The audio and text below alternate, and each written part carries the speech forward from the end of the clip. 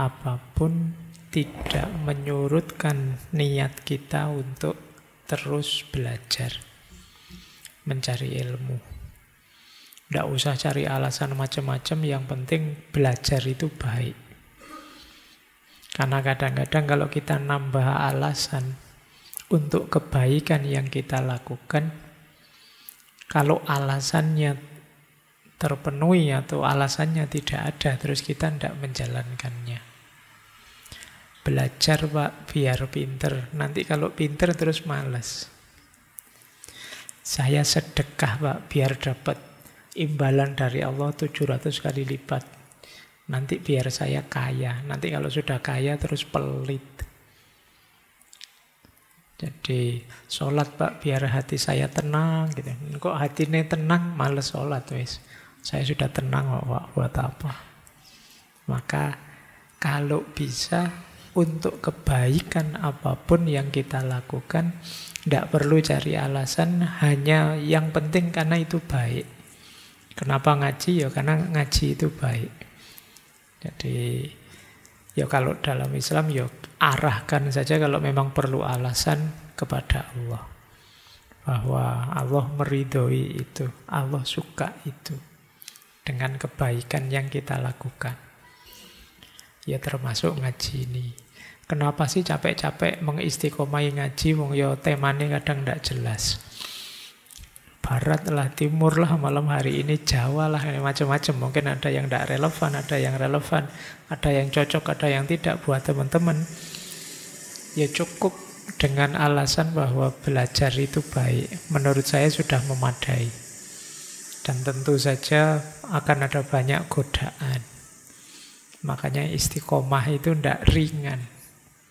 Ada banyak ujian-ujian. Ya termasuk tadi, kalau tadi ujiannya teknologi. YouTube-nya hilang. Ya tidak masalah, kalau memang hilang ya bikin lagi. Tidak apa-apa, yang itulah kalau dalam bahasa filsafat teknologi itu, teknologi manusia apapun ada disruption, ada abundance.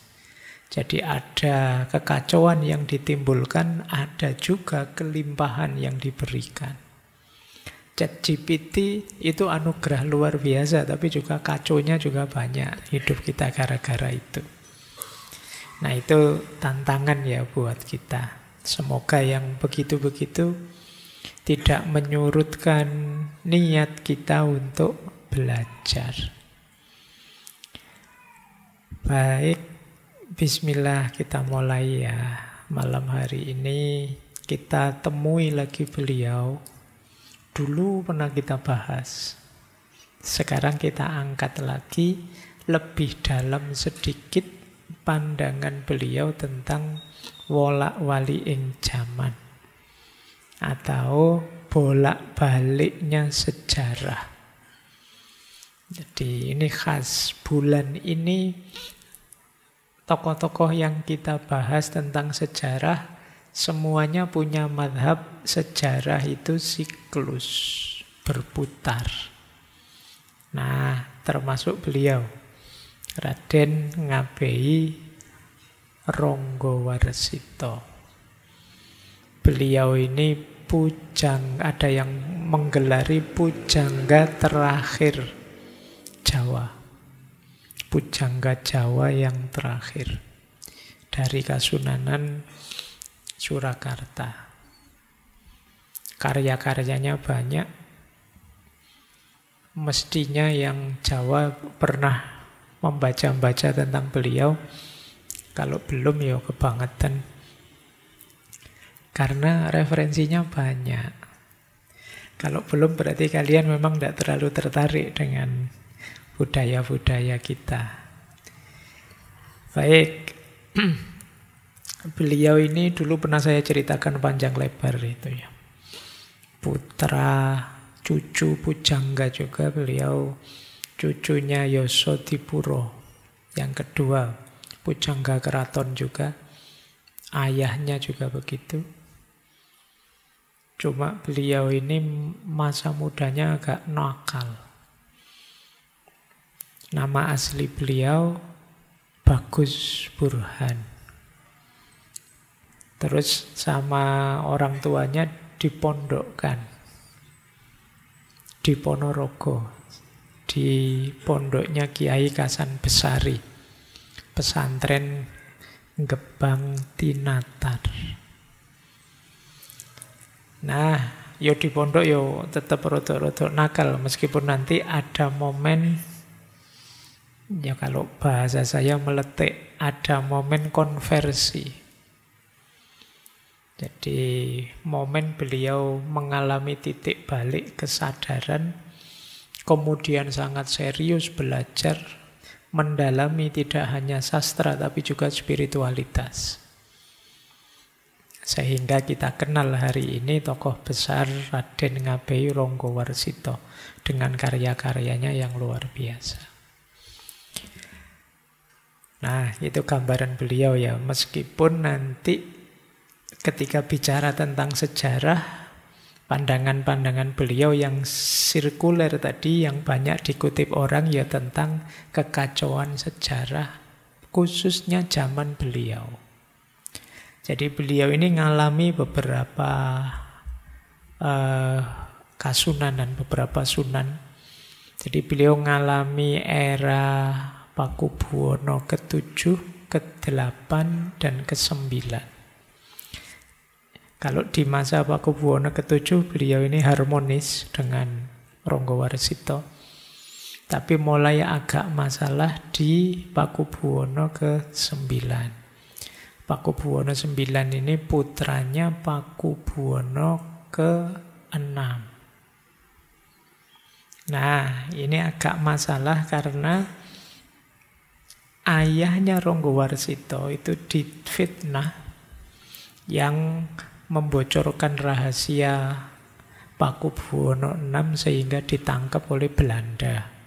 Cuma ini sifatnya fitnah, tapi karena terlanjur menyebar, akhirnya Ronggowarsito ini tidak terlalu disukai oleh Pakubuwono 9. Meskipun Ronggowarsito juga sebenarnya dibenci, dicurigai juga oleh Belanda.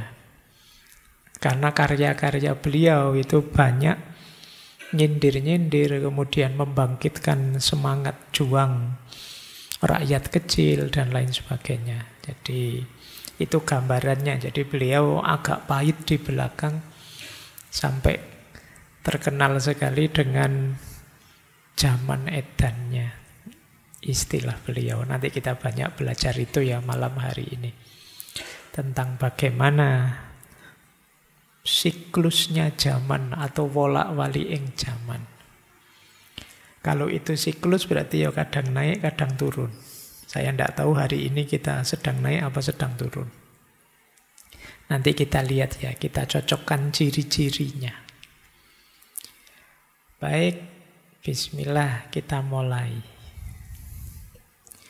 Nah, filsafat sejarahnya Raden Ngabei Ronggowarsito ini, ada yang menyebutnya ini jenis filsafat sejarah yang spekulatif futuristik.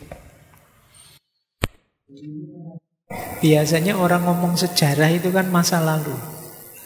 Dulu terjadi apa, dulu mengalami apa, ada peristiwa apa. Tapi kalau membaca serat-serat beliau ketika membahas sejarah itu banyak juga yang sifatnya ke depan, futuristik. Besok akan ada ini, besok akan ada itu. Nah, itu ya ada bau ramalannya, tapi ramalan yang tidak sekedar ngarang. Jadi ada yang bilang kalau di barat itu Karl Marx itu materialisme historis. Nah, kalau di kita termasuk pikiran-pikirannya Ronggowarsito itu mistisisme historis. Jadi sejarah yang ada bau mistiknya karena ada unsur ramalannya.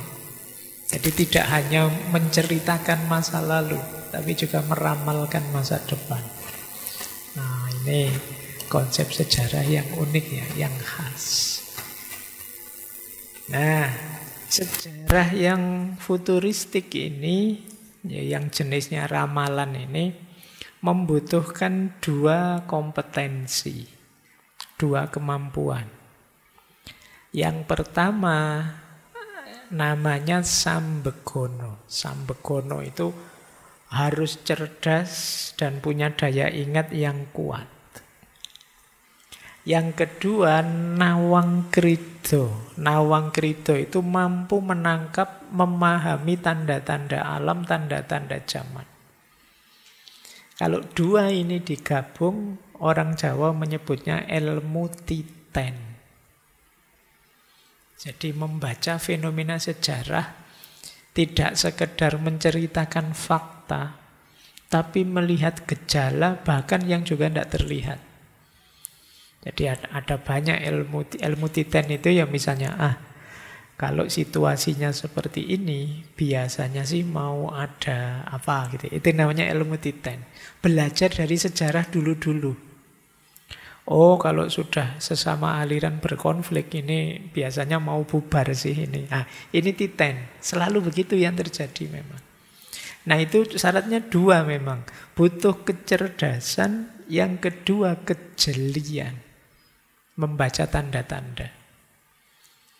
Jadi membaca kalau dalam bahasa agama sunnatullah. Ayat-ayat Allah tidak hanya yang tertulis di Al-Quran, tapi juga yang tergelar.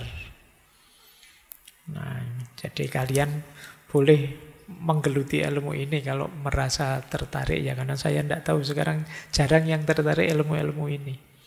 Kalian terlalu banyak mengandalkan ChatGPT hari ini. Mesinnya tambah pinter, kaliannya tambah males. Padahal ini dengan membaca ini kalian tidak sekedar menginfokan apa yang kemarin terjadi, ilmu yang sudah ditulis, tapi juga meramalkan, memprediksi apa yang akan besok terjadi. Nah, ini khas. Kamu tanya ChatGPT, dia tidak akan bisa jawab. Kira-kira 10 tahun lagi ada apa? Itu mungkin bingung dia. Tapi kalau yang kemarin-kemarin dia tahu. Tapi meramalkan masa depan mungkin dia ngarang saja. Mungkin hanya menggabung-gabungkan data yang dia miliki. Tapi kalau yang versi Ronggo Warsito ini, ini yang disebut ilmu titen. Jadi kecerdasan dan kejelian. Membaca yang tidak bisa dibaca oleh orang biasa. Nah, kalian sebenarnya punya sih kemampuan seperti itu, tapi kan levelnya masih level rendah. Misalnya ada temenmu kok tidak pernah masuk kuliah, dikasih tugas tidak ngerjain, kamu kan bisa bilang, besok kamu mesti tidak lulus mata kuliah ini. Itu jenis itu sebenarnya. Ada temenmu gaya pacarannya tiap malam minggu masuk hotel, kamu bilang, ini tidak lama lagi mesti hamil ini. Ini kan ramalan sebenarnya, tapi kan dasarnya apa? Ayat yang kamu baca sekarang, fakta yang kamu lihat sekarang, terus kamu simpulkan ke depannya nanti bagaimana. Cuma kan kalian memahaminya skala biasa, skala rendah. Nah, kalau seperti beliau ini bisa membaca mungkin sampai desiran angin, cuaca yang berubah, tidak jelas, dan lain sebagainya, mereka bisa membaca. Ini yang disebut ilmu titen. Oh, kalau orang sudah pada marah semua seperti ini, biasanya akan terjadi ini. Tidak lama lagi akan begini. Oh, kalau di Jawa itu kadang suara burung apa lewat itu ya dimaknai. Jangankan itu, hawanya agak sumuk, kayak ini kok agak sumuk ya, jangan-jangan sebentar lagi hujan. Oh, bisa begitu. Mbok kamu baca buku fisika atau biologi yang manapun, tidak ada teori bahwa kalau sumuk itu sebentar lagi hujan. Tapi bisa diteorikan seperti itu. Itu kemampuannya namanya dua. Sambegono sama nawang krido. Tapi ini ya level dalam. Jadi cerdas, daya ingatnya kuat dan jeli. Menangkap tanda-tanda ayat-ayat. Terus orang yang punya dua kompetensi ini nanti disebutnya seorang yang waskito. Jadi orang yang bisa membaca, kamu belum cerita dia sudah bisa menebak, kamu kesini utang mesti ya.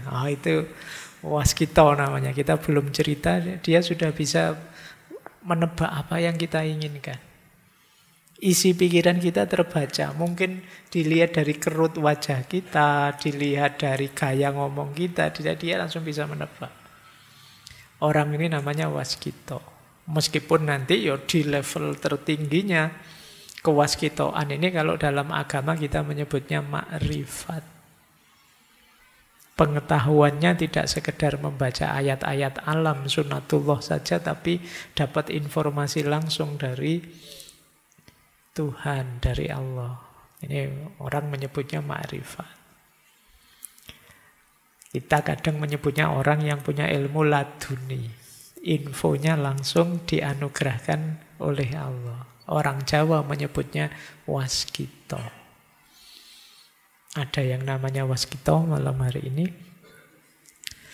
Kalau ada sudah satu langkah menang, kamu tinggal mewujudkan namamu saja. Nah, baik.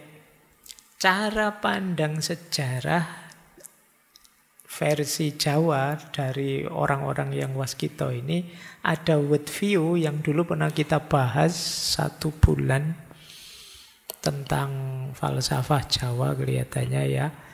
Yaitu namanya cokro manggilingan. Jadi cokro manggilingan itu wolak-wali zaman itu perputar. Cokro itu seperti senjatanya Krishna itu yang berputar. Itu yang manggilingan, yang berputar. Jadi seperti roda, seperti cakra yang berputar. Kalau diterjemahkan dalam bahasa Indonesia, hidup itu seperti roda yang berputar. Itu kalau dalam bahasa Jawa, filosofinya cokro manggilingan.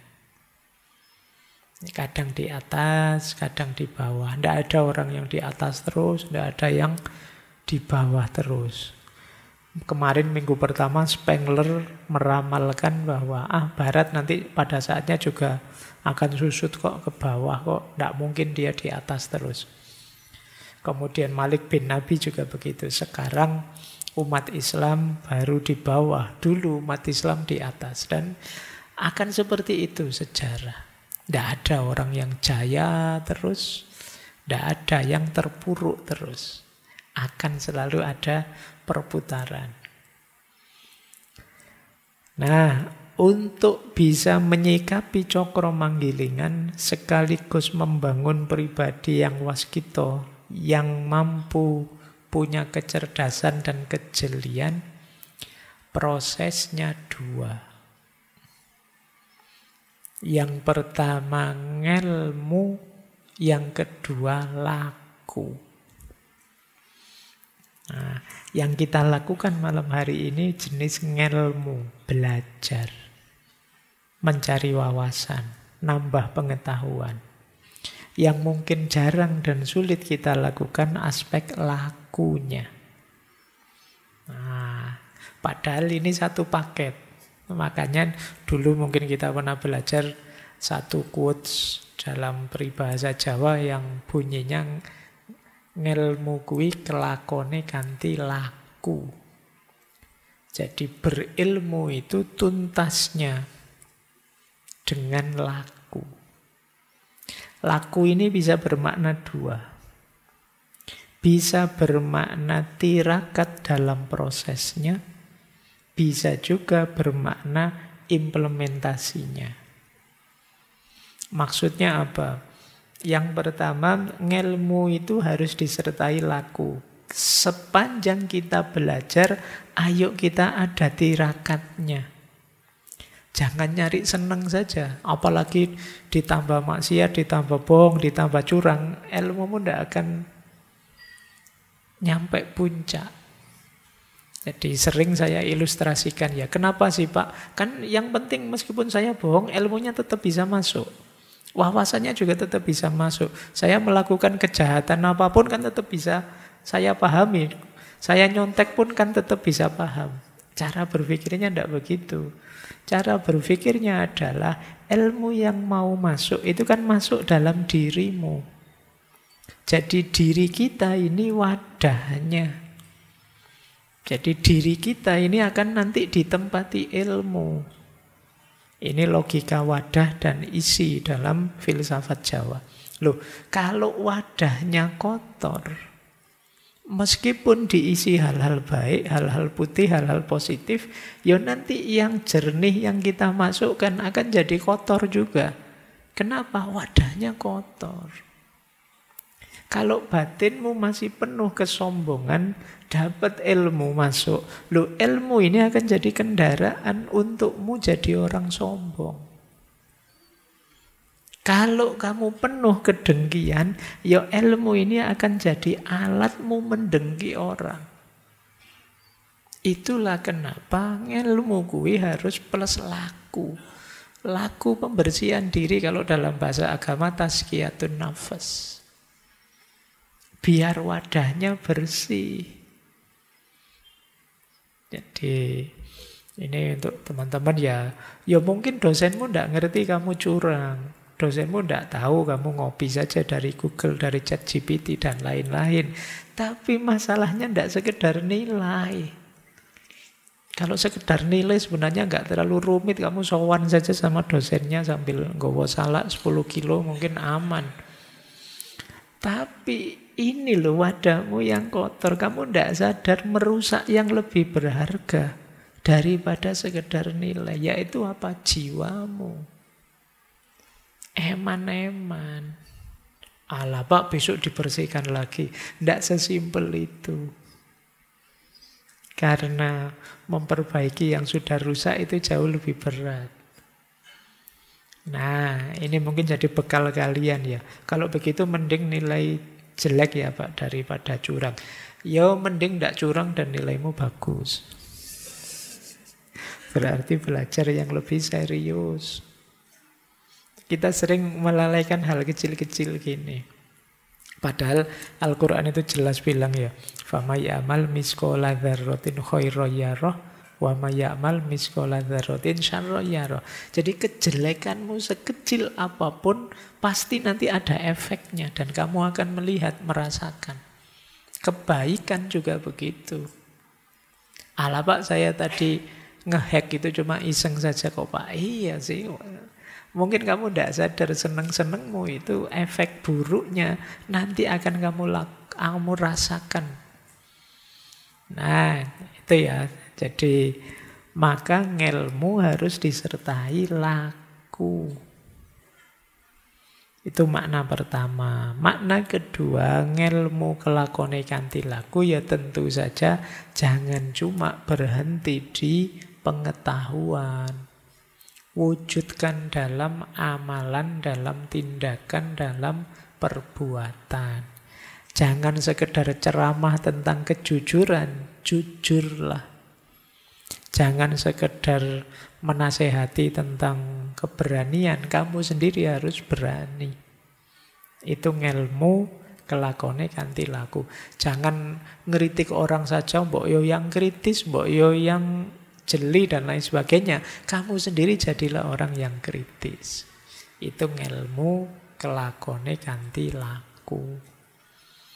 Nah, kalau sudah bisa menghidupkan ini, ya nanti kalau dalam filosofi Jawa kamu akan menjelma jadi seorang yang jernih visinya, jernih pandangannya. Ngerti sebelum diberitahu, weruh sadurunge winarah. Itulah cirinya orang yang waskita. Nah ini ya, ini bahasa saya ini konteksnya filsafat sejarah tadi yang spekulatif futuristik. Saya lanjutkan. Baik, saya tidak melihat ini dasarnya saja. Sekarang masuk ke sejarah karena ini agak panjang. Saya membawa 3 serat malam hari ini. Yang pertama serat Kolotidho, nanti ada serat Joko Lodang, dan yang ketiga serat Sabdo Jati. Ini ada hubungannya dengan sejarah 3-tiganya. Sebenarnya ada yang luar biasa, serat Wirid Hidayat Jati. Saya masih ragu-ragu mau menyampaikan, kalian nyampe apa enggak. Perlu dasar yang agak khusus. Nah, sekarang kita masuk ke sini dulu. Kita bicara teorinya dulu, terus masuk ke serat-seratnya. Siklus zaman itu seperti apa? Versinya beliau Ronggowarsito. Zaman itu akan terus berputar dari zaman Kolotidho, kemudian jadi Kolobendu, dan pada akhirnya masuk ke Kolosubo. Kolotidho itu zaman kebingungan, Kolobendu zaman kerusakan, Kolosubo itu zaman makmur tentram. Kalau sudah makmur nanti akan bingung lagi, masuk ke zaman Kolotidho. Kalau sudah bingung akan rusak lagi, kemudian akan makmur lagi. Akan terus begitu siklusnya. Sekarang kita lihat ya, kita awali dari Kolotidho. Kolo itu artinya waktu, tidho itu artinya keraguan-raguan, ketidakpastian. Sebelum zaman Kolotidho kan tadi zaman Kolosubo. Kolosubo itu zaman stabil, zaman mapan. Jadi setelah mapan itu biasanya muncul ini, Kolotidho ini. Cirinya apa? Kata Ronggowarsito, orang itu kalau sudah hidup enak, hidup nyaman, biasanya visi hidupnya adalah tidak ingin kehilangan kenikmatan hidupnya. Tidak ingin kehilangan kesenangannya. Akhirnya apa? Jadi egois. Tidak mau disentuh, tidak mau diganggu. Saya sudah enak ini, jangan disenggol-senggol. Tumbuh jadi egois. Di sini diawali zaman Kolotidho. Jadi orang ingin enaknya sendiri, ingin menang terus, ingin senang terus. Dia akan resisten, dia akan marah, dia akan baper kalau merasa kesenangan, kenyamanannya diusik. Ini cirinya zaman Kolotidho sudah. Semakin banyak orang egois dan baperan, nah itu ciri-ciri, berarti ini memang zaman Kolotidho. Tersinggungan, ndak terimoan. Nah itu berarti dia merasa kenyamanannya diusik. Nah, efek jauhnya apa? Orang jadi nafsi-nafsi, individualis. Tidak peduli orang lain, yang penting aku senang. Yang penting aku nyaman. Setiap orang menganggap aku yang paling benar. Buktinya apa? Aku sekarang enak kok, aku sekarang nyaman kok, berarti aku benar.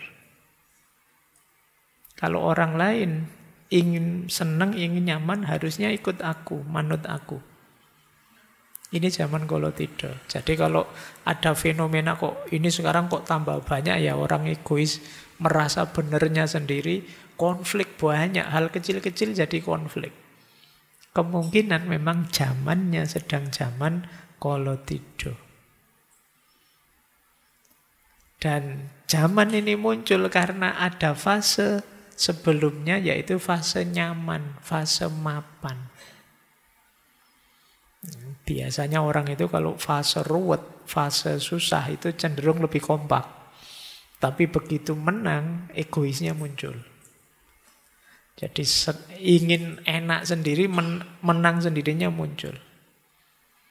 Bahkan nanti sampai pada titik benar salah, baik buruk itu tidak penting. Hari ini kita menyebut itu kan era post-truth. Post-truth itu kan melampaui kebenaran. Maksudnya apa? Orang menganggap sesuatu itu benar kalau sesuai kepentingannya, sesuai keinginannya. Jadi era post-truth itu kalau dilihat dari sini sebenarnya menunjukkan zaman sedang zaman Kolotidho. Bahwa yang aku anggap benar itulah kebenaran. Yang sesuai dengan kepentinganku itulah kebenaran. Semua orang mengklaim benarnya sendiri-sendiri. Nah, kalau kalian punya gaya seperti itu, ya kalian memang gaya versi Kolotidho. Itu nama lain dari orang bingung. Jadi karena tido itu keraguan-raguan, ketidakpastian. Oke ya, ini zaman transisi dari enak menuju tidak enak.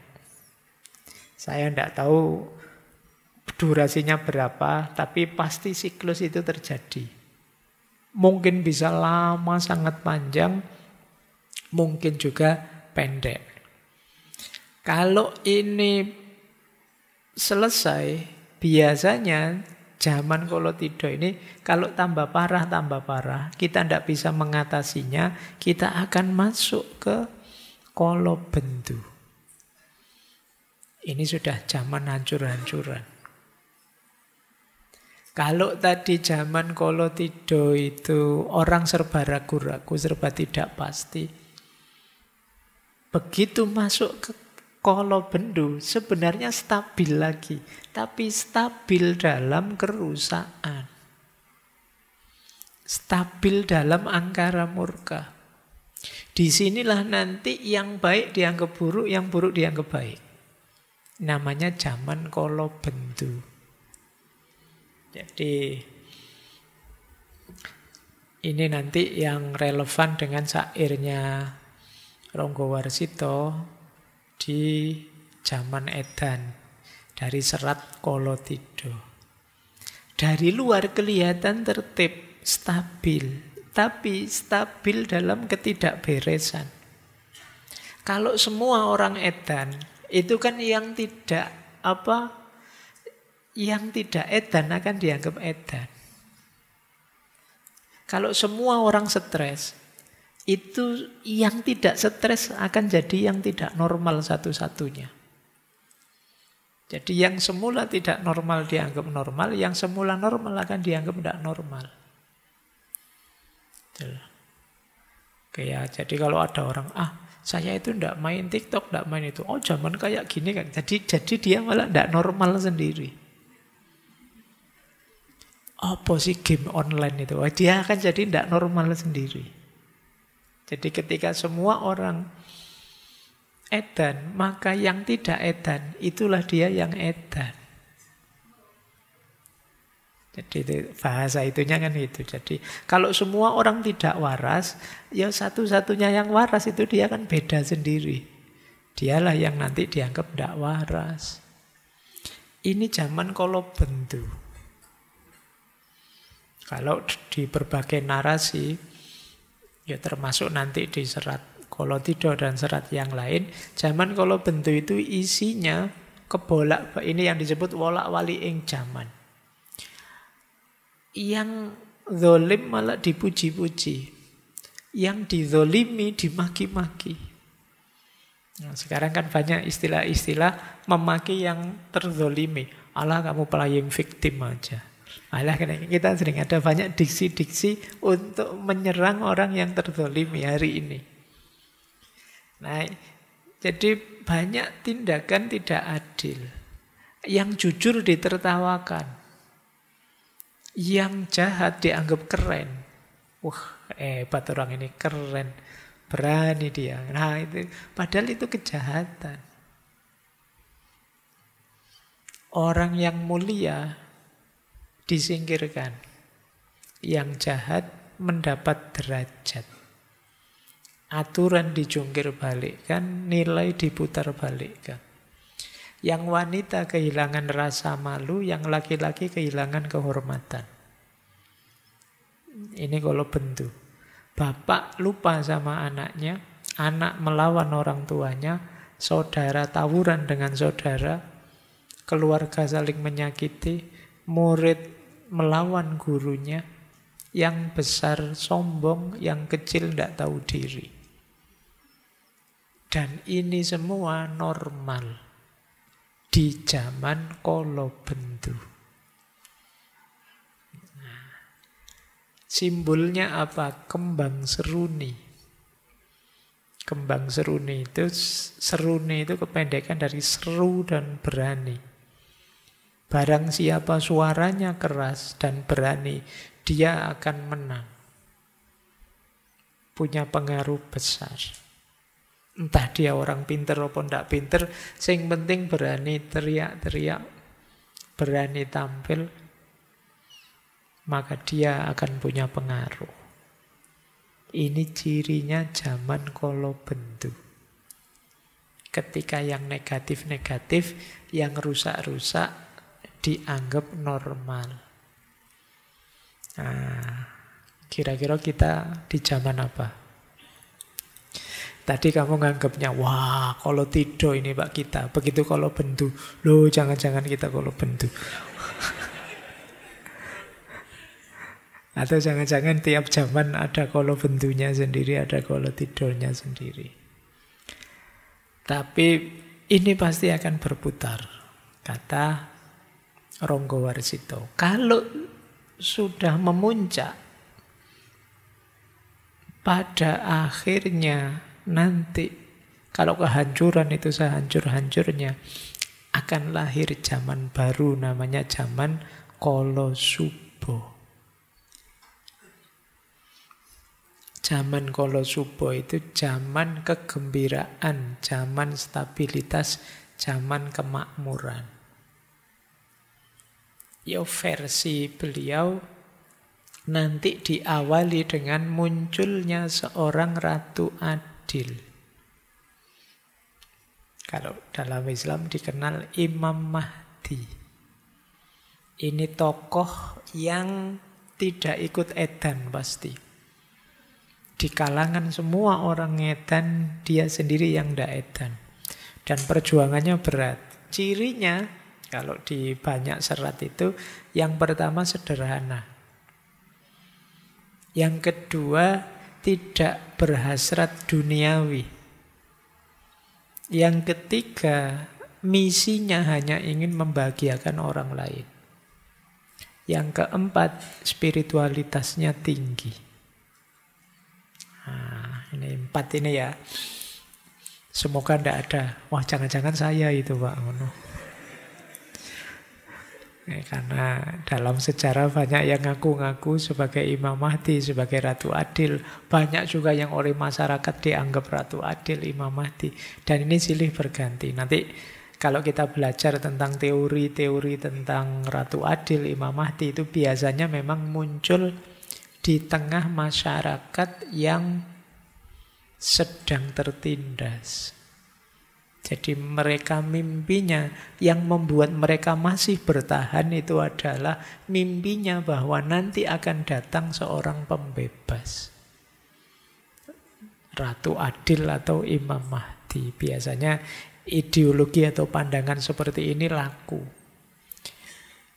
di masyarakat yang sangat tertindas. Makanya Ronggowarsito tadi banyak dibenci oleh Belanda karena ideologi Ratu Adil ini membuat masyarakat optimis, siap selalu berjuang. Nah, diawali oleh Ratu Adil dan para pengikutnya. Para pengikutnya itu adalah orang-orang yang eling lan waspada. Orang-orang yang hidup dalam kesadaran dan kewaspadaan. Ini orang yang tidak ditelan oleh zaman Kolosubo tadi. Tidak ditelan oleh zaman Kolobendu tadi, sehingga dia survive di zaman Kolosubo. Kalau sudah sukses perjuangannya Ratu Adil dan kawan-kawan, muncullah era kemakmuran. Kalau sudah makmur mapan, biasanya terus geser ke Kolotido lagi. Orang jadi egois lagi, khawatir kehilangan kesenangannya lagi. Tambah rusak, Kolobendu lahir. Kolobendu lama-lama hancur-hancur, muncul seorang pahlawan, penyelamat, pembebas, Ratu Adil dan orang-orang yang masih eling lan waspada. Lahirlah zaman Kolosubo. Dan inilah siklus zaman. Versi Ronggowarsito. Senantiasa berputar. Nah, tergantung kita. Kalau memang kalian merasa, Pak ini kalau tidak, kalau bendu, percepat prosesnya. menuju kolo subuh. Dan ya itu ada di kita, biar rodanya muternya cepat. Biar tidak lama-lama dalam kehancuran. Rumusnya apa? Rumusnya adalah triwikromo. Triwikromo itu, tri itu 3, wikromo itu kekuatan, keberanian, kebijaksanaan. Triwikromo itu apa? 3 komponennya, masa lalu, masa kini, dan masa depan. Rumusnya 2. Yang kita rasakan sekarang adalah buah perbuatan kita di masa lalu. Dan yang kita lakukan sekarang akan kita nikmati buahnya di masa depan. Inilah strategi menaklukkan zaman. Berarti apa? Masa kini jadi kuncinya. Kalau kita ingin hidup nyaman, hidup enak, hidup tentram, masa kini ayo melakukan yang positif. Biar nanti di masa depan kita panennya positif. Yang kita rasakan sekarang itu panen dari yang kita lakukan kemarin. Jadi hari ini kamu stres misalnya, itu pasti buah dari yang kamu lakukan kemarin. Entah hidup yang tidak teratur, entah salah pilih teman, entah kesehatan yang tidak dijaga, panennya sekarang. Nah, kalau ingin sekarang enak, harusnya kemarin kalian melakukan yang positif-positif. Maka ayo belajar dari situ. Sekarang kita hati-hati. Sekarang kita eling lang waspada, biar di masa depan kita nyaman. Kalau kita terus eling lang waspada, berarti waktu demi waktu kita nyaman, kita tentram. Inilah berarti kita menang, bisa menaklukkan zaman. Jadi itu yang disebut triwikromo. 3 kekuatan, 3 kebijaksanaan. Jadi kalian jangan mengeluhkan situasimu hari ini, karena situasimu hari ini itu hasil perbuatanmu kemarin. Kalian jangan takut dengan apa yang terjadi di masa depan, karena yang terjadi di masa depan itu adalah buah yang kamu lakukan sekarang. Maka sekarang lakukan yang terbaik, insya Allah masa depanmu tidak perlu dicemaskan. Di banyak kesempatan kan saya sampaikan orang bahagia itu yang tidak menyesali masa lalu dan tidak mencemaskan masa depan. Untuk tidak menyesali masa lalu dan tidak mencemaskan masa depan, taklukkanlah waktu, taklukkanlah zaman dengan cara ini. Baik, nanti mesti ada yang komentar, iya Pak, kalau diomongkan itu segampang itu Pak. Kalau dijalankan itu berat. Ya sidik-sidik, pelan-pelan. Karena memang polanya hidup, atau kalau bahasanya orang stoik, divine reasonnya hidup itu seperti ini. Apa yang kamu tanam hari ini, ya kamu akan menuai besok. Yang sekarang kamu tuai, itu yang kamu tanam kemarin. Inilah triwikromo.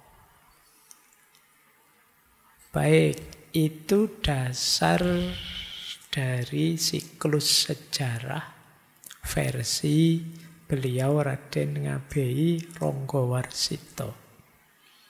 Sekarang kita lihat, masuk ke serat-serat beliau yang menjelaskan kondisi dan perputaran zaman. Kita awali dari serat yang pertama ya, serat Kolotidho. Biar kita ngaji beneran meskipun ngajinya bukan kitab kuning. Ngajinya serat Jawa. Nggak usah khawatir, harusnya saya bawa sekalian bahasa Jawanya, tapi saya bawa terjemahannya saja ya. Saya tahu kalian tersiksa. kalau saya pakai bahasa Jawa. Kita lihat ya, Serat Kolotido ini sebagian, kalau bahasa anak hari ini, curhatan beliau terhadap kondisi zaman saat itu. Nanti kita tengok ya, ya karena yang bicara ini pujangga, yang curhat ini seorang pujangga, ya tentu saja isinya dalam. Setiap kalimatnya ada maknanya. Kata beliau begini, sekarang kondisi negara terlihat telah suram. Pelaksanaan undang-undang sudah rusak karena tidak ada yang memberi teladan. Kini sang pujangga hatinya diliputi rasa sedih. Tampak jelas kejatuhannya, amat suram tanda-tanda kehidupan. Akibat masalah duniawi bertubi-tubi ditimpa oleh bencana. Jadi ini dasarnya masalah itu apa sih? Dasarnya kesuraman itu apa sih? Pelaksanaan undang-undang rusak. Maksudnya apa? Aturan ditabrak dengan santainya. Jadi norma-norma hidup dicuekin. Itu maksudnya undang-undang disebut rusak. Kenapa kok bisa begitu? Karena tidak ada yang meneladankan. Jadi, kalau yang tokoh-tokoh tidak meneladankan, bagaimana rakyat kecil bisa melakukan yang baik?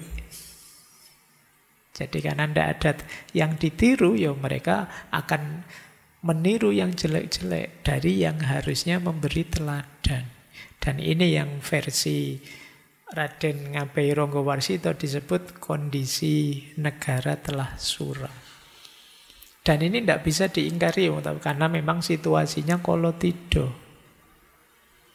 Padahal ini di bait kedua, rajanya seorang yang utama, patihnya pun pilihan, para menterinya sangat serius ingin menyejahterakan rakyat. Pegawainya pun pinter-pinter, baik-baik. Meskipun demikian, tidak menjadi penolak datangnya zaman Kolobendu. Bahkan semakin menjadi-jadi. Berbagai rintangan mengganggu. Berbeda-beda perbuatan angkara orang di seluruh negara. Jadi meskipun yang dipilih mulai raja, patih, menteri, sak pegawai-pegawainya orang hebat semua. Tapi memang zamannya zaman Kolobendu yang tidak bisa dibendung. Setiap orang punya angkara murkanya masing-masing. Ada yang angkara murkanya korupsi, ada yang angkara murkanya nyontek, ada yang angkara murkanya maki-maki orang, ada yang semua orang angkara murka sesuai makomnya masing-masing. Nah, ini zaman Kolobendu sudah. Dan tidak sadar, memang zaman edan. Dianggapnya itu sah-sah saja, normal saja, baik-baik saja. Nah, kayak ini keprihatinan beliau. Ini zaman itu ya, kalian tidak usah mikir aneh-aneh. Ini zamannya Ronggowarsito, itu beliau lahirnya 1801, meninggal 1873, jadi awal abad 19. Saya lanjutkan. Yang ketiga, baitnya, daripada menangis sedih, bangkitlah wahai sang pujangga, meski diliputi penuh duka cita, mendapatkan rasa malu atas berbagai fitnahan orang. Karena beliau ini banyak difitnah, banyak dituduh yang bukan-bukan.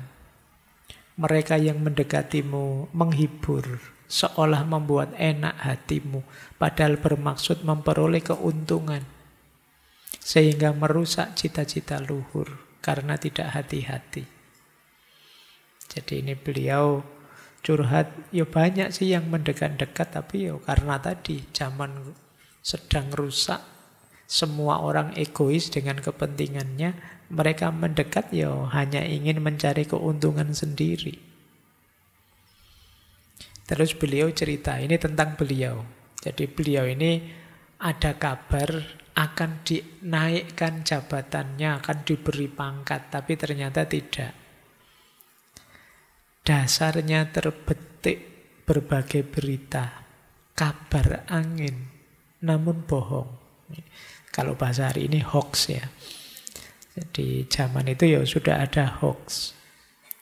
Sang pujangga hendak diangkat menjadi pemuka, akhirnya malah berada di belakang. Katanya mau diangkat tapi ternyata malah tersisihkan. Apabila dipikir dengan benar, apa untungnya berada di depan? Malah menanam benih kesalahan, disirami oleh air kelupaan, lalu berkembang menjadi kesukaran. Jadi sudah harapan palsu, dan toh juga tidak ada maknanya, tidak ada pentingnya. Ada isu mau diangkat, dinaikkan jabatan, tapi ternyata malah disingkirkan. Dan setelah dipikir-pikir, apa sih gunanya maju ke depan jabatan yang tinggi? Jangan-jangan hanya membuahkan kesalahan saja, menambah masalah saja. Nah, ini hasil renungan beliau saat itu. Nah, kita tengok lagi lanjutan curhat beliau. Dalam kitab Paniti Sastro terdapat ajaran dan peringatan. Di zaman yang penuh bencana, orang bijaksana justru kalah dan di belakang. Jadi ternyata di kitab-kitab kuno juga ada isyarat bahwa memang kalau orang-orang bijaksana, orang pinter, orang yang sadar, ya di zaman edan justru dia akan terpinggirkan. Karena rumusnya seperti tadi, yang tidak edan akan dianggap edan, karena semua orang sudah edan. Demikian kalau diperhatikan, apa gunanya kita percaya pada berita-berita kosong? Justru semakin menyakitkan hati. Jadi sudahlah, tidak usah terlalu terpengaruh oleh berita-berita yang tidak penting, tidak perlu.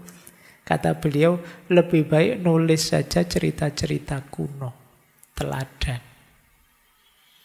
Kenapa? Karena cerita tadi dapat digunakan sebagai teladan untuk pertimbangan baik dan buruk. Tentunya banyak juga cerita yang menjadi contoh tentang masalah-masalah kehidupan, hingga sampai akhirnya pada Tuhan, penerimaan, tawakal, menyadari takdir Tuhan. Siapa tahu mendapat anugerah mengalami hal yang luar biasa. Ini bisa kalian jadikan rumus ya. Kalau zaman sudah buruk sama sekali, buntu, sudahlah tarik diri dari keramaian berita yang tidak penting, tidak perlu. Tenangkan dirimu, selami, kalau beliau nulis, kalau kamu kan saya tidak yakin. Ya baca-bacalah buku-buku, baca-baca yang penting-penting. Ya. Untuk apa? Menajamkan diri. Mendekat pada Tuhan. Siapa tahu mendaji jalan ridhonya Tuhan, kata beliau, terus kita mengalami hal-hal luar biasa. Nah, ya seperti yang saya sebut tadi, ya antara lain mendapat informasi yang jauh lebih akurat di level kewaskitoan. Jadi caranya begitu, karena siapakah kita melawan semua orang yang sedang gila. Ayo kita waras biar tidak terlalu terpengaruh, ayo beraktivitas yang positif saja. Kenapa begitu? Ini loh intinya. Jadi amenangi zaman edan, ini tak baca Jawanya karena terkenal sekali. Ewuh oyo ing pambudi, melu edan nora tahan, yen tan melu anglakoni, boya kaduman melek. Kaliren wekasanipun. Dilalah kersaning Allah, bekjo-bekjone wong kang lali, luwih bekjo kang eling lan waspada. Jadi menghadapi zaman edan, keadaan menjadi serba sulit. Ikut edan kok ndak kuat.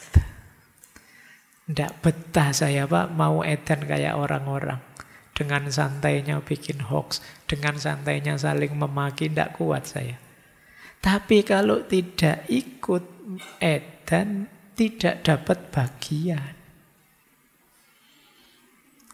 Gitu loh, ndak dianggap gaul, ndak dianggap masa kini, ndak dianggap orang hari ini.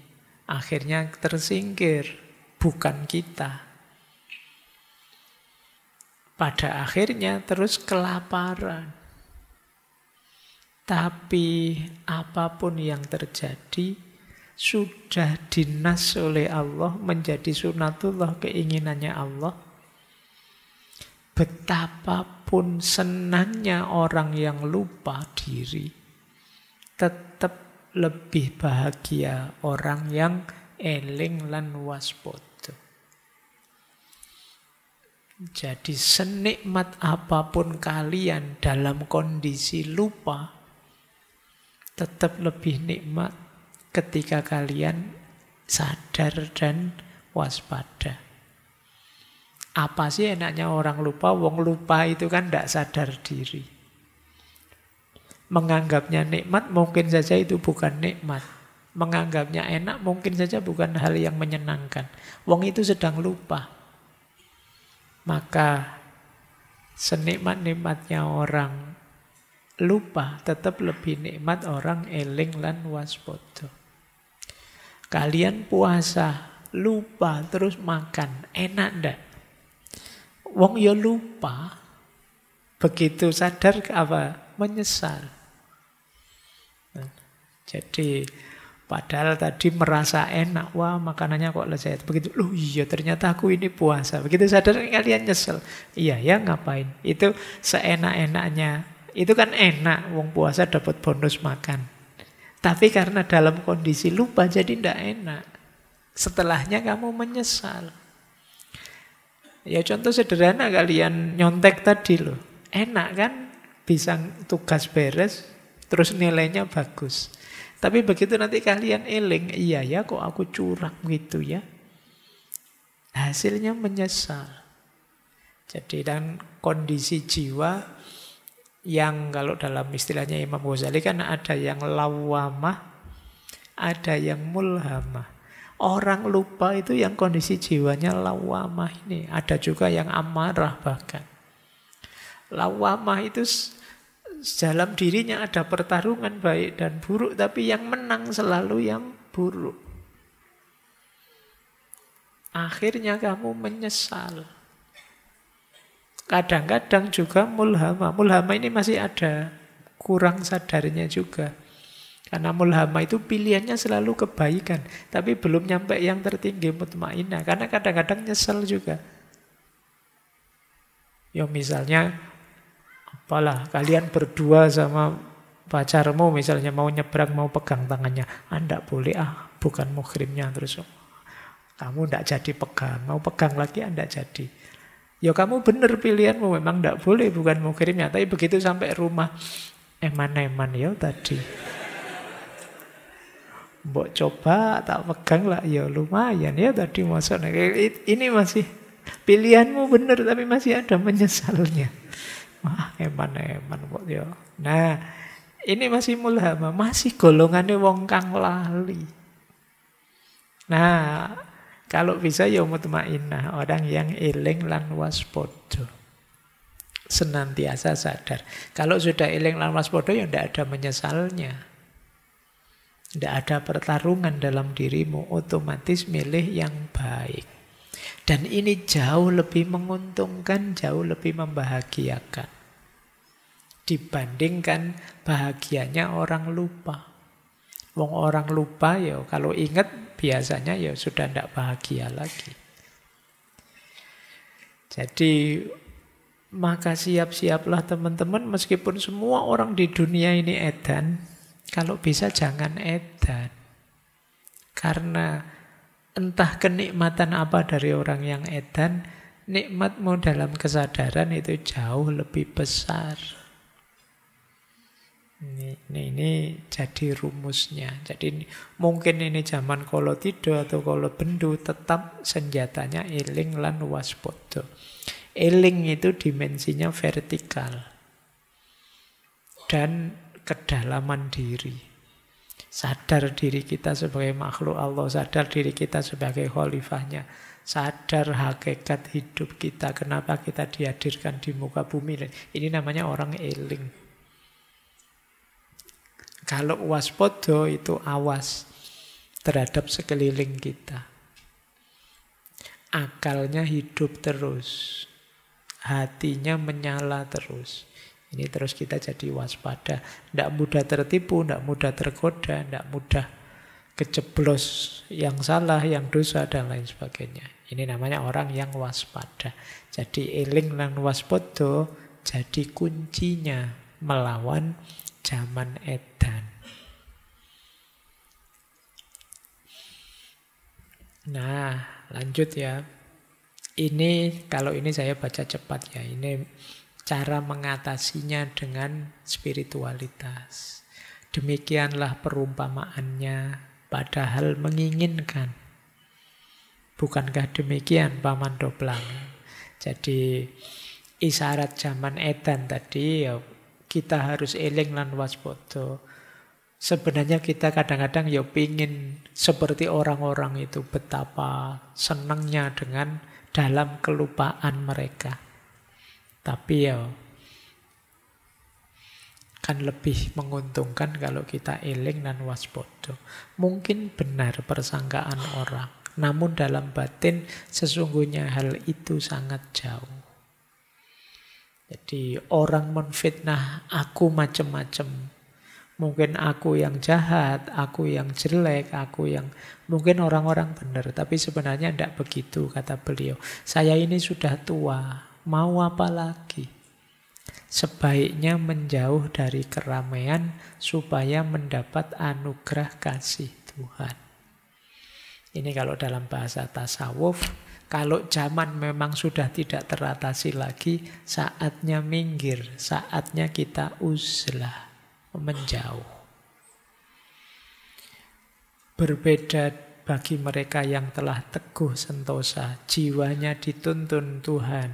Betapapun tingkah laku perbuatannya tidak susah untuk berhasil oleh karena datangnya pertolongan Tuhan. Jadi kalau orang sudah dekat dengan Tuhan, ya apapun yang dia inginkan mudah terwujud. Tuhan senantiasa memberi petunjuk dan pertolongan kepada semua makhluk. Apapun yang diinginkan. Meskipun demikian masih harus tekun ikhtiar. Ayo mendekat pada Tuhan sambil tetap berikhtiar. Yo jangan ndak peduli. Jangan cuek. Nah, kalau saya yang sudah tua ini, kata beliau, sekedar menjalani hidup, hanya bertindak untuk menyenangkan hati, asal tidak masalah. Karena orang tua berkata, ikhtiar itu sesungguhnya memilih jalan agar selamat. Sambil terus berusaha disertai awas dan sadar yang bertujuan mendapat kasih dan anugerah Tuhan. Jadi intinya di antara solusinya adalah kembali kepada Tuhan, ikhtiar semampunya, kemudian jangan lupa mencari kenyamanan diri kita, penghiburan untuk diri kita. Kata beliau, saya sudah tua, asal tidak membuat masalah lagi, saya melakukan yang menenangkan hati saya. Jadi kuncinya di situ. Kalau sudah mentok, kalian stres, judek luar biasa. Apalagi generasi kalian kan sering dituduh generasi yang lemah, generasi yang itu. Dan kalian juga gampang overthinking. Terdistraksi ini, terdistraksi itu. Kalau solusi dari Ronggo Warsito, ya yuk kembali mendekat saja pada Tuhan. Kuncinya di situ. Nah, nanti serat Kolotido ini diakhiri dengan doa. Jadi, ya Allah, ya Rasulullah yang bersifat pemurah dan pengasih, semoga berkenan melimpahkan pertolongan yang menyelamatkan di dunia hingga di akhirat, tempat hidup hamba. Karena sekarang hamba sudah tua, pada akhirnya nanti bagaimana, semoga ada pertolongan darimu. Semoga dapat sabar sentosa, laksana mati dalam hidup. Nah, ini istilahnya terkenal sekali ya, mati sakjroning urip. Mati sakjroning urip itu matinya hawa nafsu, hasrat-hasrat negatif, hal-hal yang negatif dalam diri kita. Terbebas dari segala kerusuhan, angkara murka menyingkir semua dengan berkonsentrasi diri memohon kasih-Nya Tuhan. Senantiasa melatih hatinya untuk patuh agar dapat mengurungkan kutukan sehingga mendapat sinar terang sekedarnya. Berserah diri agar dapat masuk surga keabadian. Baik, ini bahasa saya tadi ya, ini semacam curhat kalau bahasa anak hari ini tentang situasi zaman di era beliau. Ini mungkin jadi bahan refleksi kita ya. Bagaimana menyikapi wolak-wali ing zaman. Kita lanjutkan. Serat Joko Lodan. Kalau ini lebih filosofis, menggambarkan kekacauan zaman. Istilahnya menarik. Joko Lodang. Joko itu perjaka, Lodang itu yang sudah tuntas pekerjaannya. Sudah longgar. Sudah selesai perjalanannya. Itu Lodang. Kalau kalian sibuk sekali, terus semua tugasmu selesai, terus kamu santai-santai karena beres semua, itu kan Lodang namanya. Nah, Joko Lodang itu anak muda, seorang perjaka yang sudah tuntas. Nah, ini langka. Biasanya perjaka itu ya urusannya masih banyak, masih dikejar-kejar ini itu.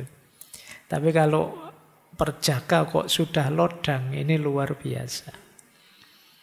Nah, Joko di situ sebenarnya maksudnya anak muda yang masih jernih, belum terpengaruh apa-apa. Itu Joko. Ya orang Jawa kan menyebutnya masih ding-ding, masih belum terkontaminasi hal-hal yang negatif-negatif. Benar-benar Joko. Meskipun saya tidak tahu Jokomu apa Joko yang benar ding-ding. Atau sudah terkontaminasi macam-macam. Jadi seorang yang jernih, yang perjalanannya sudah tuntas.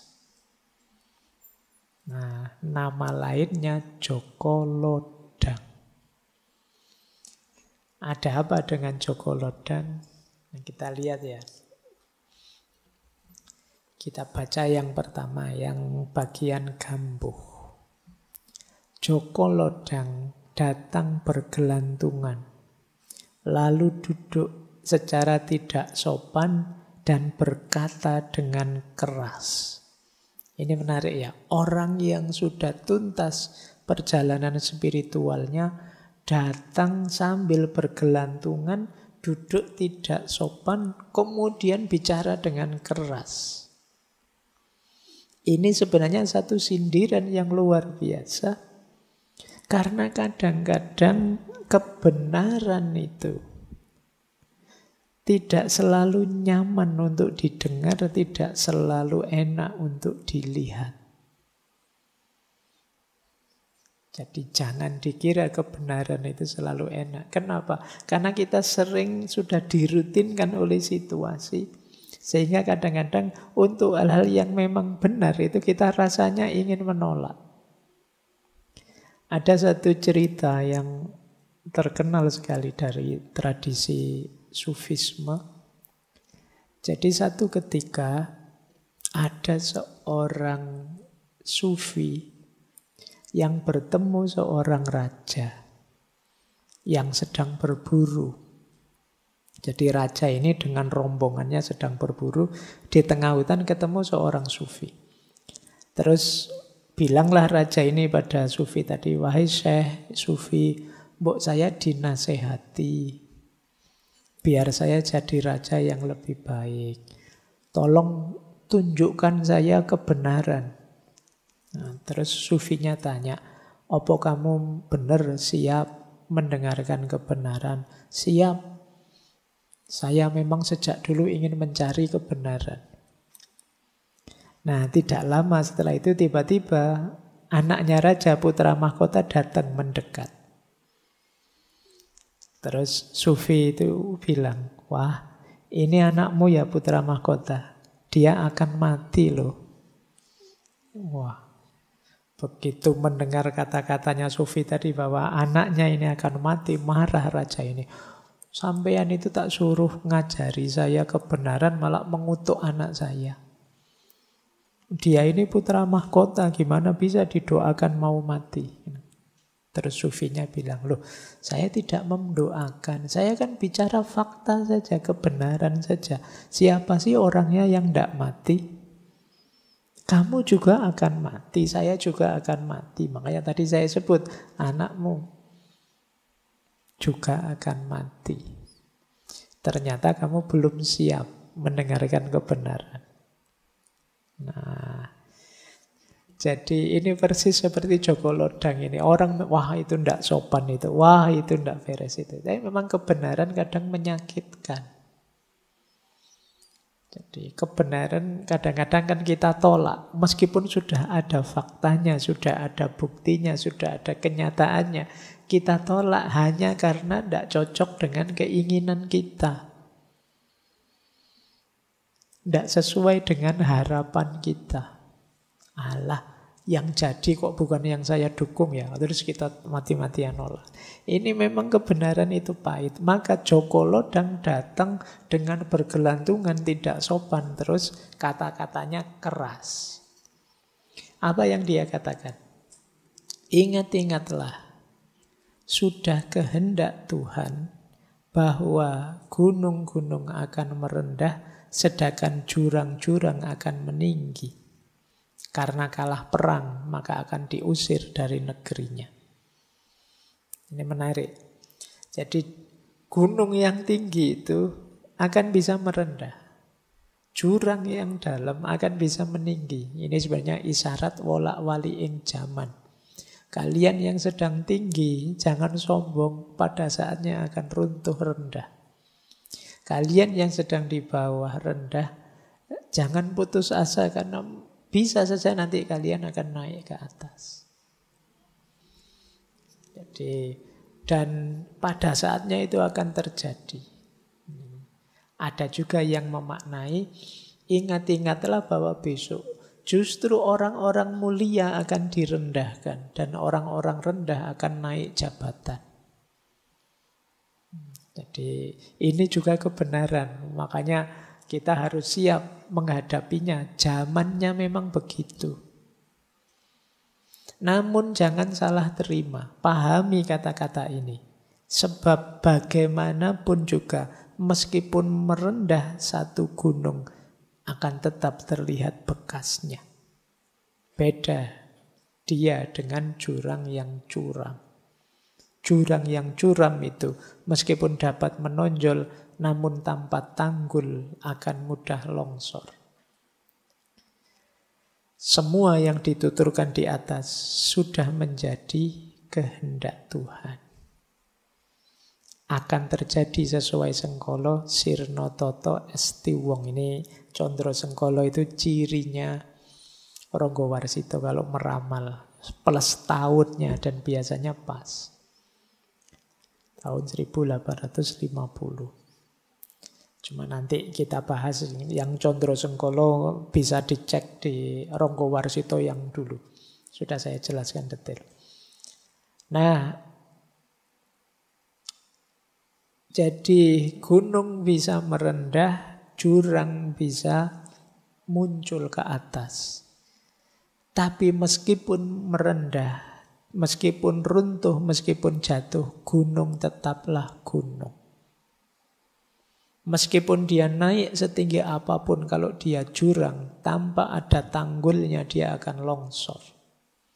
Longsor berarti ke bawah lagi. Orang-orang mulia bisa turun derajat, terhinakan, tersisihkan, tapi bagaimanapun dia tetap orang mulia, akan ada bekasnya. Akan tetap ada manfaat pengaruhnya. Tetapi jurang yang naik itu, kalau tidak ada tanggulnya, tidak ada yang menopangnya, yang semula hina, rendah kok naik ke atas, pada akhirnya juga akan longsor. Dan itulah kehendaknya Tuhan. Jadi ini nanti berhubungan dengan ramalan beliau tentang kemerdekaan. Jadi saat itu beliau sedang prihatin banyak bangsa Indonesia yang jadi kerja rodinya Belanda. Tapi beliau mengingatkan tidak apa-apalah. Yang penting kita tetap jadi orang mulia. Meskipun runtuh ke bawah, tetap kita punya kemuliaan. Tapi kalau kita rendah, entah dengan jalan kerendahan yang manapun, meskipun kita naik ke atas, pada akhirnya kita akan tetap hina karena longsor. Nah, ini cara pandang beliau. Baik, melalui Joko Lodang. Nah, ketika yang mulia turun ke bawah, yang rendah naik ke atas, situasinya seperti apa? Dijelaskan di bagian sinom. Segala keinginan tidak ada yang terwujud. Kita ingin ini, tidak terwujud. Ingin itu, tidak terwujud. Apa yang dicita-citakan buyar. Apa yang dirancang berantakan. Ingin menang malah kalah. Nah, agaknya hukuman Tuhan yang datang. Yang tampak hanya perbuatan tercela. Orang besar kehilangan kebesarannya. Lebih baik tercemar nama daripada mati. Jadi orang besar kehilangan kebesarannya. Kenapa? Mereka hanya mengejar yang duniawi. Bahkan namanya tercemar juga tidak masalah. Itu istilah beliau, lebih baik tercemar daripada mati. Sementara yang orang kecil tidak mau mengerti keadaannya. Orang kecil yang tidak ngerti keadaannya itu kan mengeluh terus, protes terus, tidak puas terus, ngamuk terus. Jadi yang besar salah jalan, yang kecil tidak tahu diri. Orang alim penuh kepalsuan. Di luarnya putih, dalamnya kuning. Ulamanya gemar maksiat. Madat, madon, minum, berjudi. Para haji melemparkan ikat kepala hajinya. Kopiah hajinya dibuang.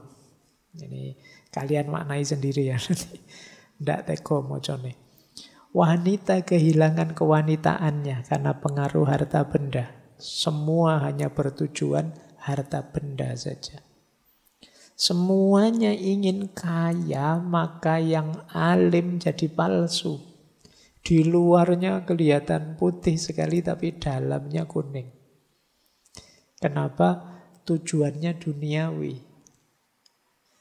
Ada ulama yang gemar maksiat. Ini sindiran beliau. Orang-orang yang sudah haji malah melemparkan kopiah hajinya. Tidak peduli dengan status hajinya. Yang wanita mengejar harta saja sehingga mudah dipengaruhi. Para pedagang dan saudagar tidak dihormati.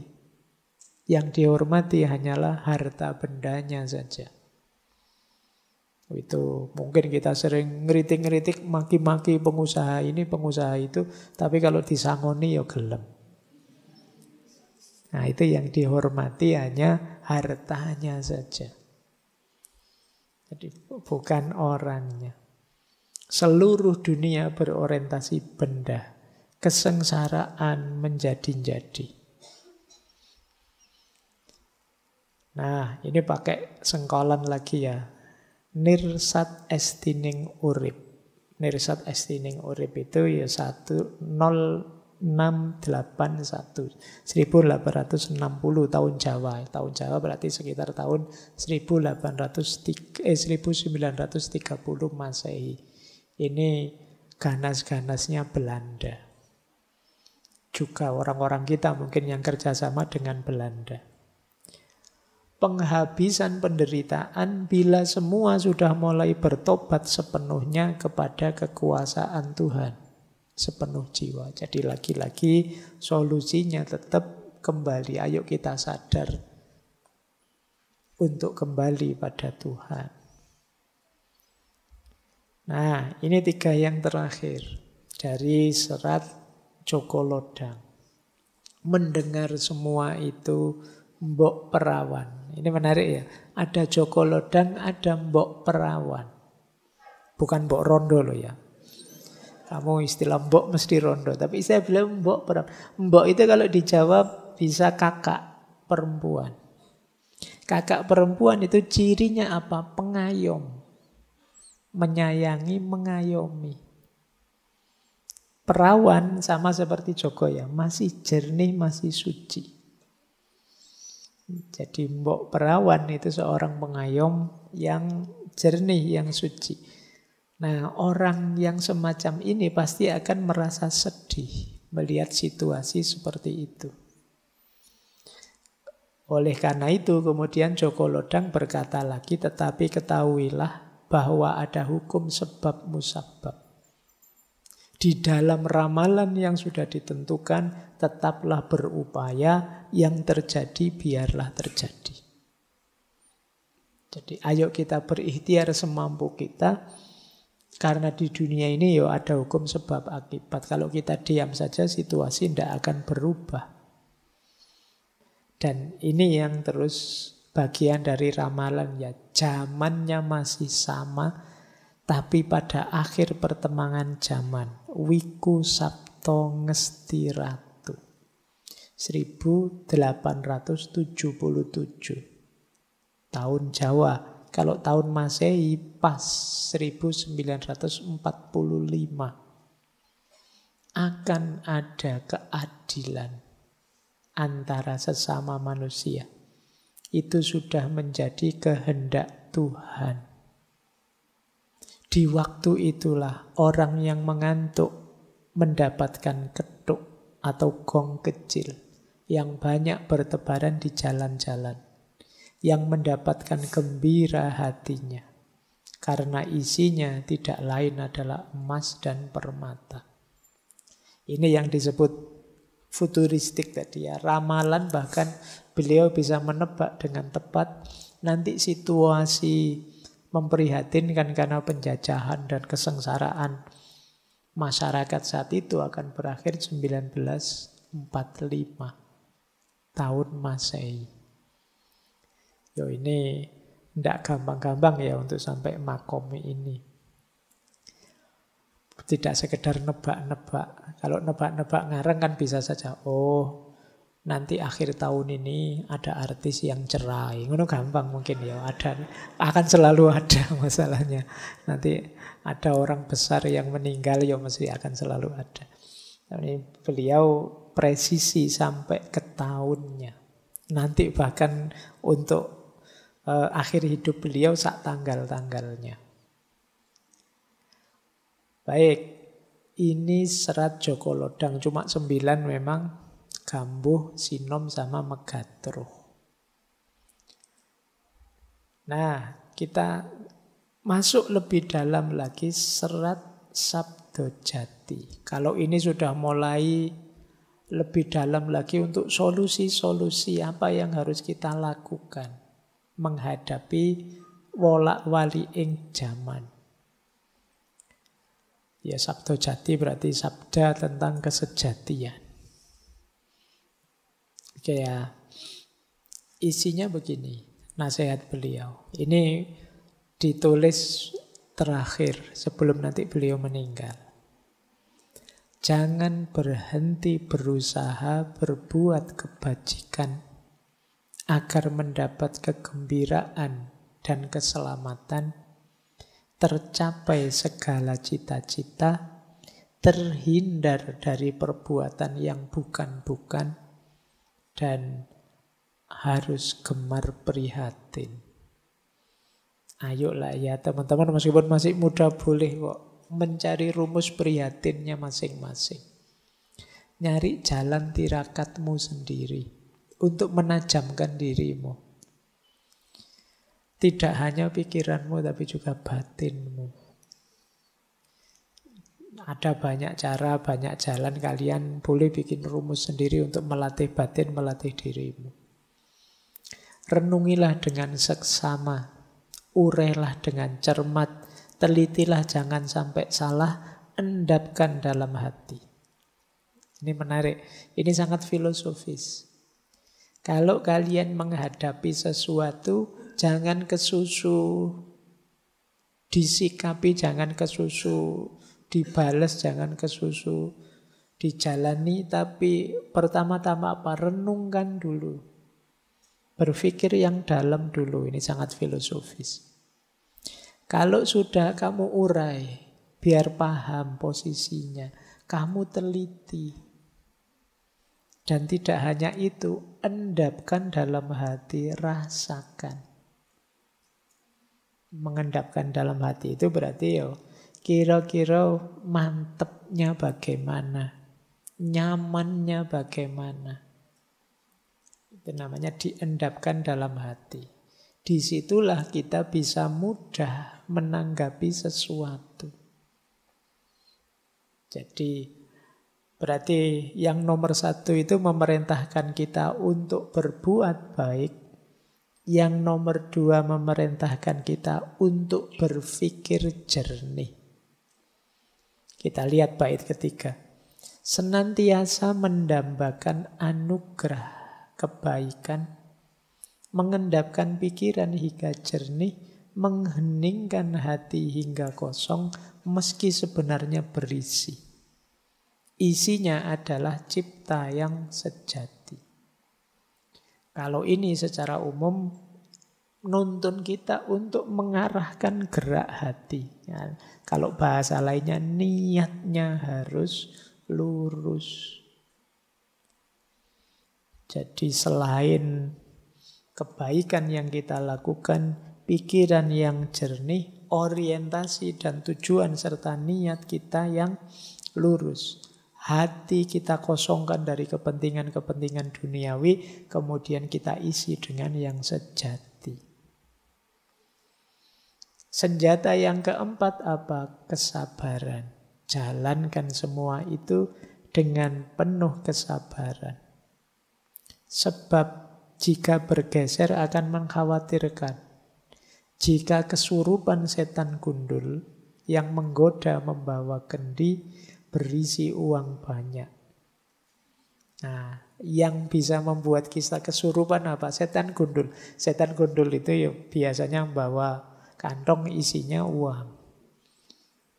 Nah, jadi orang sudah tirakatan membersihkan hati, membersihkan pikiran, meluruskan niat.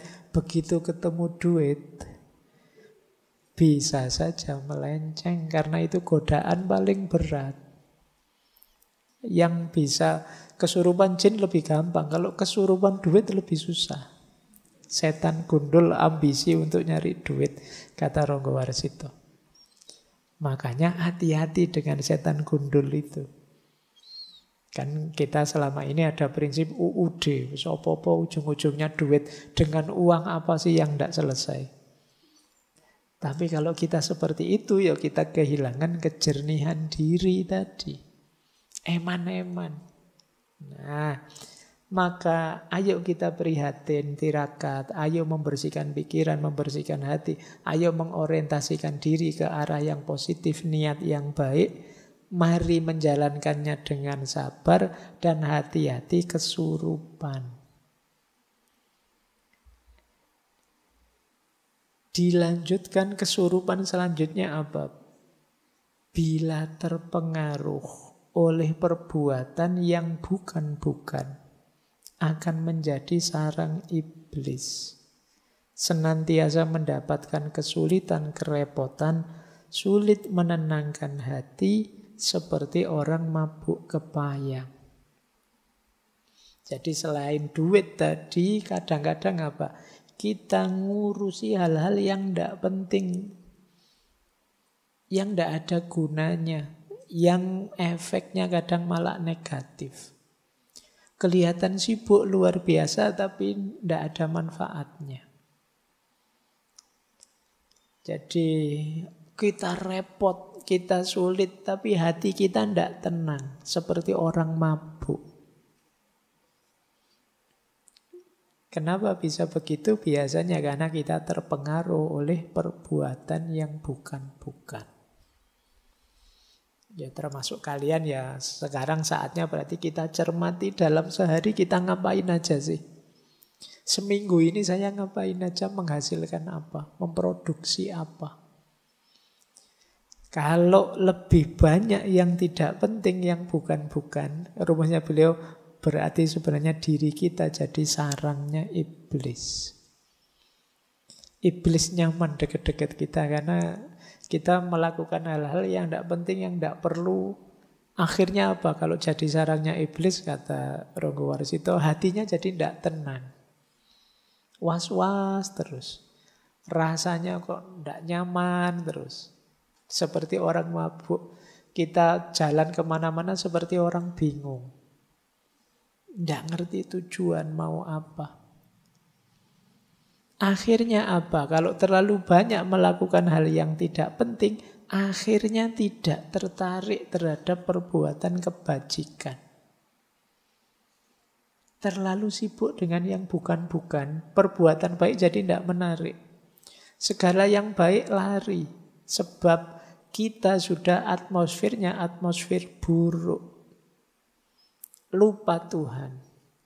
Lupa dengan ajaran Tuhan. Ajarannya musnah berkeping-keping.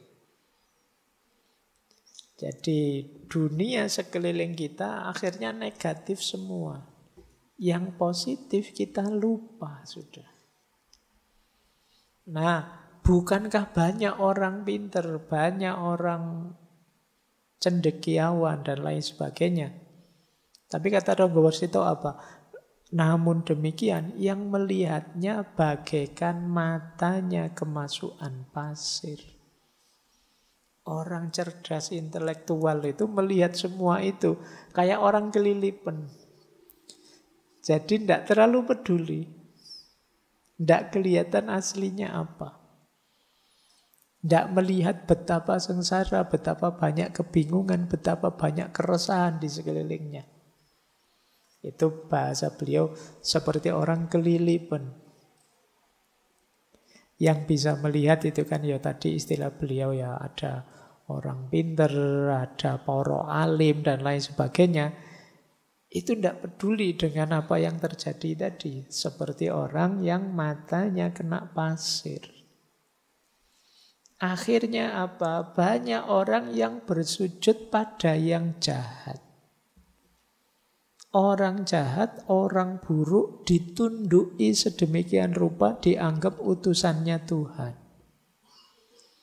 Nah, ini mulai sekarang kalau bahasa kita mempertuhankan yang bukan Tuhan.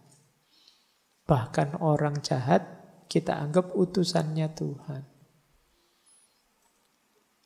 Itu ketika kita tidak bisa tadi, tidak bisa tirakat, tidak bisa membersihkan hati, tidak bisa sabar, dan lain sebagainya. Nah, coba kita cek diri kita. Kata beliau selanjutnya begini, tapi bagi orang yang bijaksana, biasanya cirinya apa? Galau hatinya. Jadi, kenapa hatinya galau? Jika tidak ditiru, tidak ikut orang lain, dia disalahkan. Dan hidupnya jadi tanpa makna, tapi kalau ditiru, hidup jadi hina. Jadi orang bijaksana, dia bisa melihat, tapi dia bingung. Kalau saya ikut orang-orang, hidup ini jadi tidak ada maknanya. Tapi kalau saya ikut orang-orang, hidup ini jadi hina. Nah, milih mana kamu, hidup tidak bermakna atau hidup hina? Nah, itu berarti kata Ronggo Warsito tidak percaya kepada Tuhan. Lagi-lagi beliau mengakhiri, yuk kembali sajalah pada Tuhan, pencipta segala sesuatu. Mereka yang sungguh-sungguh akan berhasil. Kebahagiaan akan datang atas kemurahan Tuhan. Tuhan mengabulkan semua permintaan jika dilakukan dengan tulus. Tuhan akan menolong, tidak kurang sandang pangan, terkabul semua keinginan. Ini beliau menarik. Di belakang terus beliau bilang, bla bla bla bla, beliau bilang, sang pujangga sambil menasehati, membuka rahasia ilahi yang banyak tersembunyi, sehingga dapat diketahui. Manusia yang hidup di zaman kerepotan, keburukannya meningkat, perbuatannya menjadi-jadi, pikiran-pikirannya sesat, keampuhannya tidak tampak lagi. Lama-kelamaan makin memprihatinkan. Merasakan ramalan tersebut, sang pujangga senantiasa merenung diri, melihat zaman penuh keprihatinan. Selesainya kapan? Ini ramalan lagi ya. Lagi-lagi beliau menyebut tahun 45 nanti. Waluyane benjang lamun ono wiku, memuji ngesti sawiji, sabuk lebu lir majnun, gali bedan tudang tuding, anacahken sakeing wok. Selesainya besok ketika ada seorang wiku. Wiku ini setara, kalau sekarang mungkin begawan. Jadi seorang alim, orang suci, yang memuji yang tunggal sejati. Istilahnya bagus. Sabuk lebu lir majnun. Pakai ikat pinggang debu seperti orang gila. Maksudnya apa? Ikat pinggang debu itu berarti sangat sederhana. Dia bukan orang kaya raya yang terikat oleh dunia. Dan seperti orang gila bahkan. Jadi apa? Tidak dipandang sama sekali pada saat itu. Tapi sebenarnya beliau ini seorang wiku. Orang bijaksana, seorang begawan. Hilir mudik menunjuk kian kemari. Gali bedan tudang tuding. Ini mungkin menyebalkan bagi banyak orang, tapi dialah yang membangunkan banyak orang. Mengarah ke banyak orang. Anacahken sakeing wong. Menghitung banyak orang. Maksudnya apa? Menyadarkan, menunjukkan nilai masing-masing orang. Kamu itu anak bangsa, kamu itu punya tanggung jawab kemanusiaan, kamu itu sejenis itu. Dan itu terjadi dengan Sengkolo tadi ya. Wiku memuji ngesti sawiji. 1877 atau tahun Masehi 1945. Disitulah baru selesai zaman Kolobendu. Kala suba kang gumanti diganti dengan zaman kala suba. Wong cilik bisa gumuyu, rakyat kecil bisa tertawa. Nora kurang sandang bukti, tidak kekurangan sandang pangan, sediane kabeh kelakon. Semua keinginannya terpenuhi. Nah, ini 4 yang terakhir ini ramalan tentang diri beliau sendiri. Penglihatan sang pujangga belum tuntas. Seperti benang yang terus diulur. Namun karena umur, sudah saatnya mencapai kesejatian. Pulang ke tempat yang sejati. Jadi beliau ini visinya, penglihatannya masih panjang. Seperti benang yang diulur. Ingin cerita banyak, tapi terbatas oleh umur. Yang terlihat hanya kurang 8 hari lagi. Waktu kematian akan tiba. Terlihat di Lauhil Mahfudz kembali menghadap Tuhannya tepatnya pada hari Rebu Pon. Tanggal 5 kira-kira waktu zuhur bulan Selo tahun Jimakir. Wuku tolu windu sengoro. Itu kalau dimaseikan tanggal 24 Desember 1873 pas. Itulah saat yang ditentukan. Jadi ini beliau membaca kapan aku meninggal bisa pas. Sak jam-jamnya. Kira-kira waktu zuhur Rebu Pon. Nah, yang terakhir beliau karya ini ditulis hari Rebu 28 Syawal tahun Jimakir. Dengan hitungan condro sembah mukso pujanggaji. Nah, ya sama 1802 atau kalau Masehi 1873. Jadi ini tidak lama setelah nulis serat ini beliau meninggal. Masih di tahun 1873. Nah, ini yang tadi kita sebut ya, sebuah filsafat sejarah yang spekulatif tapi futuristik juga agak mistik. Yang ini keahlian seperti ini ya mulai jarang hari ini. Baik, ini salah satu perspektif yang berbeda untuk kita memahami sejarah. Terakhir, ini ada serat, tapi saya tidak menyampaikan bait per bait. Kunci-kunci saja ya mungkin pada saatnya teman-teman perlu bahan untuk merenung. Saya ambil dari serat Pamoring Gusti. Pamoring Kawula Gusti. Jadi pamor itu semacam cahaya, semacam guratan yang muncul biasanya ada di keris itu ya. Nah, ini salah satu jalan ya menghadapi zaman edan. Tadi kita akan diminta untuk mendekat pada Allah. Apa sih yang harus dilakukan? Topo. Menurut Ronggo Warsito ada beberapa jenis topo. Ya istilahnya topo itu bahasa tasawufnya uzlah, menjauh, melakukan bahasa Jawanya tirakat. Bahasa sufistiknya riadoh, latihan. Topo paling dasar ya topo jasmani, fisik. Ya kalau kita di bulan Ramadan itu kan topo fisik, puasa fisik. Ada topo budi. Topo budi itu kita menetapi akhlak yang terpuji, menyingkirkan akhlak yang tercela. Ada topo hawa nafsu. Topo nafsu itu mengendalikan 4 nafsu kita. Ada nafsu al-luwamah. Bahasa Jawa ya, kalau bahasa Arabnya lawamah.